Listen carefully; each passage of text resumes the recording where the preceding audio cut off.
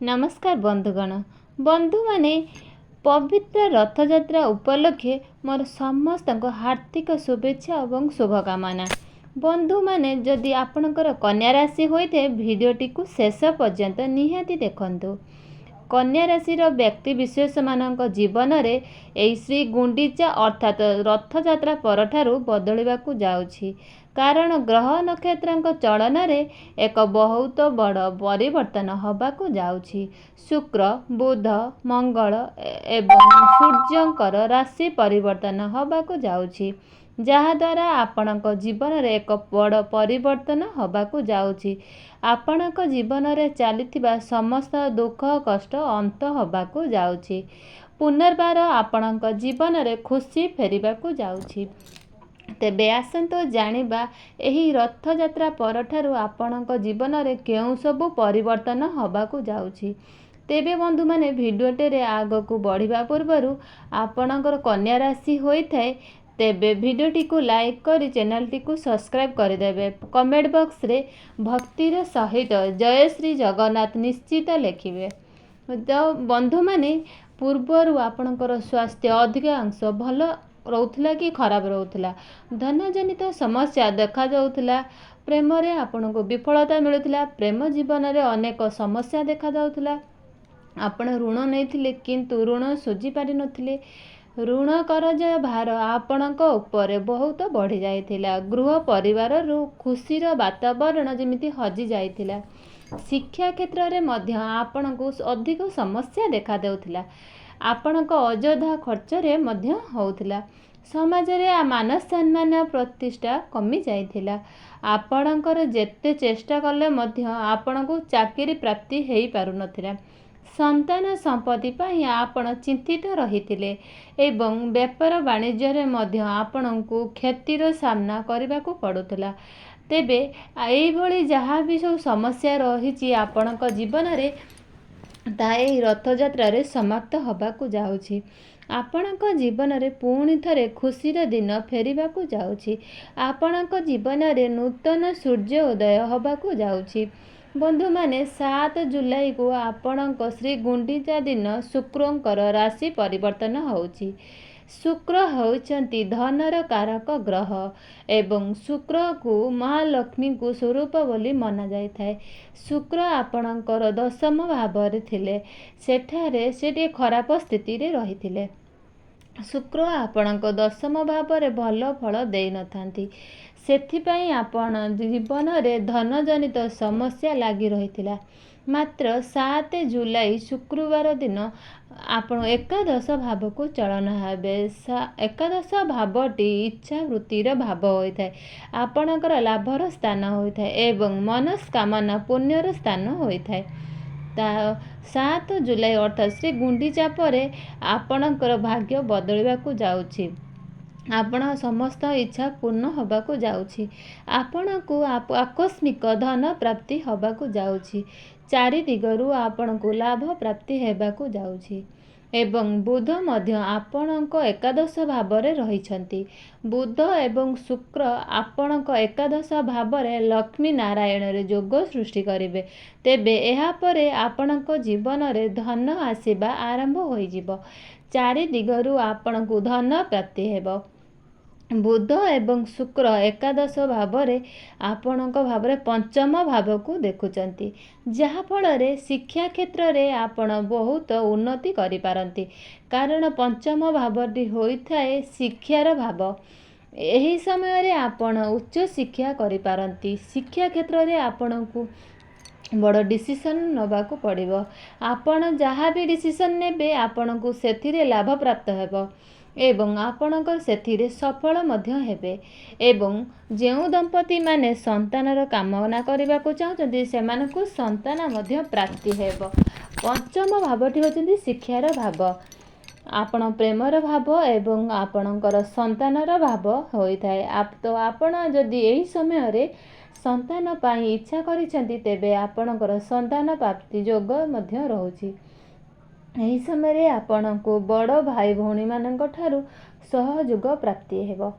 7 जुलाई पर जदि आपणकर कौनसी एग्जाम रहिछि एवं सेथिरे मध्य शुभ फल प्राप्ति हेबो। ଆପଣ ଯଦି ନିଜର ପାଠପଢ଼ାକୁ ନେଇ କୌଣସି ନିଷ୍ପତ୍ତି ନେବାକୁ ଚାହୁଁଛନ୍ତି, ତେବେ 7 ଜୁଲାଇ ପରେ ହିଁ ଆପଣ ସେହି ନିଷ୍ପତ୍ତି ନେଇପାରିବେ। ଆପଣଙ୍କୁ ଶୁଭ ଫଳ ପ୍ରାପ୍ତି ହେବ। ଆପଣଙ୍କର ପ୍ରେମ ଜୀବନ ପାଇଁ ମଧ୍ୟ ଏହି 7 ଜୁଲାଇ ପରଠାରୁ ବହୁତ ଭଲ ସମୟ ରହୁଛି। କାରଣ ଶୁକ୍ର ଆପଣଙ୍କ ପଞ୍ଚମ ଭାବରେ ଦେଖୁଛନ୍ତି। ଶୁକ୍ର ଯିଏକି ଭଲ ପାଇବାର କାରକ ଗ୍ରହ ଅଟନ୍ତି। ଆପଣଙ୍କ ମଧ୍ୟରେ ଭଲ ପାଇବା ବୃଦ୍ଧି ହେବ। ସମ୍ପର୍କ ସୁମଧୁର ରହିବ। ଆପଣଙ୍କ ମଧ୍ୟରେ ଭୁଲ ବୁଝାମଣା ବି ରହିପାରିବ। ଏହି ସମୟରେ ଆପଣ ପ୍ରେମ ବିବାହର ରୂପ ନେଇପାରେ। ପୂର୍ବରୁ ଆପଣଙ୍କର ପ୍ରେମ ଜୀବନରେ କିଛି ସମସ୍ୟା ଥିଲା, ତାହା ସମସ୍ୟା ମଧ୍ୟ ସମାଧାନ ହୋଇଯିବ। ତେବେ ଆପଣଙ୍କର ପ୍ରେମ ଜୀବନ ପାଇଁ ମଧ୍ୟ ଏହି 7 ଜୁଲାଇ ପରଠାରୁ ସମୟ ଭଲ ରହିପାରେ। ବନ୍ଧୁମାନେ, ଗୁରୁ ଆପଣଙ୍କର ଭାଗ୍ୟ ସ୍ଥାନରେ ଅଛନ୍ତି। ଆପଣଙ୍କର ଭାଗ୍ୟ ସ୍ଥାନରେ ରହି ଆପଣଙ୍କର ପ୍ରଥମ ଭାବକୁ ଦେଖୁଛନ୍ତି, ଯାହାଫଳରେ 7 ଜୁଲାଇ ପରେ ଆପଣଙ୍କର ସ୍ୱାସ୍ଥ୍ୟ ମଧ୍ୟ ଭଲ ରହିବ। ପୂର୍ବରୁ ଯଦି ଆପଣଙ୍କର ସ୍ୱାସ୍ଥ୍ୟ କୌଣସି ସମସ୍ୟା ଥିଲା, ତେବେ ସେହି ସମସ୍ୟାର ସମାଧାନ ହୋଇଯିବ। କାରଣ ଗୁରୁଙ୍କର ଶୁଭ ଦୃଷ୍ଟି ଆପଣଙ୍କର ପ୍ରଥମ ଭାବରେ ରହୁଛି। ମାତ୍ର ଆପଣଙ୍କର ଟିକେ ମୋଟାପଣ ପରି ସମସ୍ୟା ଦେଖାଦେଇପାରେ। ଗୁରୁ ଆପଣଙ୍କର ଭାଗ୍ୟ ସ୍ଥାନରେ ହେତୁ ଆପଣଙ୍କର ଭାଗ୍ୟ ପ୍ରବଳ ହେବ। ଭାଗ୍ୟ ଆପଣଙ୍କୁ ମଜବୁତ ରହିପାରେ। ଏହି ସମୟରେ ଆପଣ ନିଜ ଭାଗ୍ୟ ବଳରେ ଅଳ୍ପ ପରିଶ୍ରମରେ ଅଧିକ ଲାଭ ପ୍ରାପ୍ତ କରିପାରିବେ ଏବଂ ଏହି ସମୟରେ ଆପଣ କୌଣସି ବଡ଼ କାର୍ଯ୍ୟର ଆରମ୍ଭ ମଧ୍ୟ କରିପାରିବେ। ଏହି ସମୟରେ ଆପଣ କୌଣସି କାର୍ଯ୍ୟ ଆରମ୍ଭ କରନ୍ତି, କୌଣସି ବି ଇନଭେଷ୍ଟମେଣ୍ଟ କରିପାରନ୍ତି, ସେଥିରେ ମଧ୍ୟ ଆପଣଙ୍କର ଶୁଭ ଫଳ ପ୍ରାପ୍ତି ମିଳିପାରିବ। ଏହି ସମୟରେ ଆପଣ କୌଣସି ଧାର୍ମିକ ସ୍ଥଳକୁ ଯାତ୍ରା କରିପାରନ୍ତି। ଧର୍ମ ଆଡ଼କୁ ଆପଣ ମନ ବଢ଼ିବ। ଏହି ସମୟରେ ଆପଣଙ୍କର ନିଜ ଗୃହରେ କୌଣସି ଶୁଭ ମାଙ୍ଗଳିକ କାର୍ଯ୍ୟ ଆୟୋଜନ ମଧ୍ୟ କରିପାରନ୍ତି। ଆପଣ ଏହି ସମୟ ମଧ୍ୟରେ କୌଣସି ଜିନିଷର କ୍ରୟ ବିକ୍ରୟ ମଧ୍ୟ କରିପାରନ୍ତି। ପ୍ରପର୍ଟି କୌଣସି ଜମିଜମାରେ ବ୍ୟକ୍ତିମାନଙ୍କୁ ବହୁତ ଶୁଭ ଫଳ ପ୍ରାପ୍ତି ହେବ। ମାତ୍ର ରାହୁ ଆପଣଙ୍କ ସପ୍ତମ ଭାବର ହେତୁ ଆପଣଙ୍କର ବୈବାହିକ ଜୀବନରେ କିଛି ସମସ୍ୟା ଦେଖାଦେଇପାରେ। ରାହୁ ହେଉଛନ୍ତି ଭ୍ରମିତ ଗ୍ରହ, ଯାହାଫଳରେ କି ଆପଣଙ୍କ ଦୁଇ ଜଣଙ୍କ ମଧ୍ୟରେ କିଛି ସମସ୍ୟା ଦେଖାଦେଇପାରେ। ମନାନ୍ତର ଏବଂ ମତଭେଦ ପରି ସମସ୍ୟା ଦେଖାଦେଇପାରେ। ଆପଣ ଦୁଇ ଜଣଙ୍କ ମଧ୍ୟରେ ଅକସ୍ମାତ୍ କଳି ଝଗଡ଼ା ଭଳି କିଛି ସମସ୍ୟା ମଧ୍ୟ ଦେଖାଦେଇପାରେ। ଏସବୁ ପ୍ରତି ଆପଣ ଧ୍ୟାନ ଦେଇଥାନ୍ତୁ। ମାତ୍ର ଆପଣଙ୍କ ବେପାର ବାଣିଜ୍ୟ ଏହି ସମୟଟି ବହୁତ ଅନୁକୂଳ ରହିବ। ରାହୁ ଆପଣଙ୍କୁ ଅକସ୍ମାତ୍ ପ୍ରଦାନ କରିପାରିବେ। ବେପାର ବାଣିଜ୍ୟରେ ଆପଣଙ୍କୁ ଆକସ୍ମିକ ଧନ ଲାଭ ହେବ। ଆପଣଙ୍କର ଡେଲି ଇନକମ୍ରେ ବୃଦ୍ଧି ହେବ। ଫାଇନାନ୍ସିଆଲ ଗ୍ରୋଥ୍ ହେବ। ବନ୍ଧୁମାନେ, ସୂର୍ଯ୍ୟ ଆପଣଙ୍କର ଦଶମ ଭାଗରେ ଅଛନ୍ତି।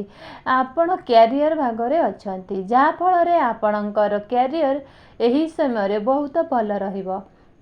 କାର୍ଯ୍ୟକ୍ଷେତ୍ରରେ ଆପଣଙ୍କ ବହୁତ ଶୁଭ ଫଳ ପ୍ରାପ୍ତି ମିଳିବ।